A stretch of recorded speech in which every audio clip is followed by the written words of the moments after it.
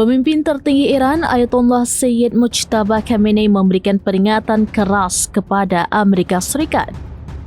Mujtaba menyebut pejuangnya akan meluncurkan serangan panjang dan menyakitkan terhadap posisi Amerika Serikat jika Washington memperbarui serangan. Mujtaba juga menegaskan program nuklir dan sistem rudal merupakan hal yang tidak bisa ditawar bagi negaranya. Atas hal itu, menurutnya program nuklir tidak boleh dilemahkan oleh tekanan pihak asing. Pernyataan itu disampaikannya dalam memperingati Hari Teluk Persia Nasional pada Kamis 30 April. Ia menekankan 90 juta rakyat Iran berkomitmen melindungi teknologi nuklir dan rudal sebagai aset nasional yang sakral. Menurut Mujtaba, kemampuan nuklir dan rudal sebagai bagian dari harga diri sekaligus kekuatan nasional Iran. Informasi terkini, Mujtaba menegaskan Iran tidak akan tunduk pada tekanan luar. Bahkan Iran akan terus mempertahankan seluruh kemampuan strategisnya sebagai bentuk kedaulatan negara. Mujtaba mengatakan Iran akan menerapkan kerangka hukum dan pengelolaan baru di Selat Hormuz. Hal ini dilakukan untuk menjamin keamanan kawasan hingga memberantas intervensi musuh di jalur ekonomi dunia tersebut.